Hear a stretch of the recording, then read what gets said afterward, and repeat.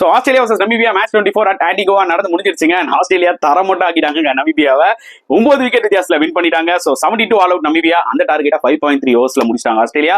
So toss win பண்ணி polling எடுத்தாங்க as is and 72 தான் நமீபியானால அடிக்க முடிஞ்சது. And Australian bowlers as usual expect பண்ற அளவுக்கு டைட் லைன்ஸ் போட்டாங்க. நல்லா ஞாபகம் வச்சுக்கோங்க, இந்த மேட்ச்ல ஸ்டார்க்கு ரெஸ்ட் கொடுத்து எல்லிஸ் உள்ள வந்தாரு. எல்லா போலர்ஸுமே சூப்பரா போட்டாங்க. அண்ட் நமீபியா பேட்ஸ்மேன்ஸ் ஒரே ஒரு விஷயம் தான் சொல்லியானுங்க, அதாவது ஆஸ்திரேலியா டைட் லைன்ஸ் போட்டாங்க, பட் முக்காவாசி இவங்க தான் தூக்கி கேட்ச் பிராக்டிஸ் கொடுத்துட்டு இருந்தாங்க.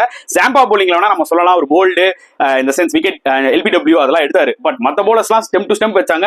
இவங்க தான் வந்து பாத்தீங்கன்னா கவர்ஸ்க்கும் பாயிண்ட்டுக்கும் கேட்ச் பிராக்டிஸ் கொடுத்துட்டு இருந்தாங்க. அண்ட் ஆஸ்திரேலியாவோட ஃபீல்டிங் அண்ட் கேட்சிங் வேற லெவல்ல இருந்துச்சுங்க. ஸோ இந்த 73 டார்கெட் வந்து பாத்தீங்கன்னா சும்மா 5.3 ஓவர்ஸ்ல அடிச்சு தள்ளிட்டாங்க ஆஸ்திரேலியா. டேவிட் வார்னர் 8 பால் 20 சூப்பர் கேமியோ விளையாட்டு போனாரு. அதுக்கப்புறம் ஹெட்டும் ஒரு 30 அவுட் ரன் செம கேமியோ. அண்ட் மிச்சல் மார்ஷுக்கு ஒரு மஸ்ட் நீடட் இன்னிங்ஸ். ஏன்னா ஓப்பனிங்லேயே விளையாட்டு போயிடுறாங்க. போன மேட்ச் இங்கிலாந்து பெருசா மிச்சல் மார்ஷ் அடிக்கல. இந்த மேட்ச்ல ஒரு நல்ல ஒரு கேமியோ விளையாடினாரு. ஸோ ஆஸ்திரேலியா டாமினேஷன் கண்டினியூ ஆயிட்டே இருக்கு. ஸோ இந்த மேட்சை பத்தி நீங்க என்ன ஃபீல் பண்றீங்கன்றத கமெண்ட் செக்ஷன்ல போடுங்க.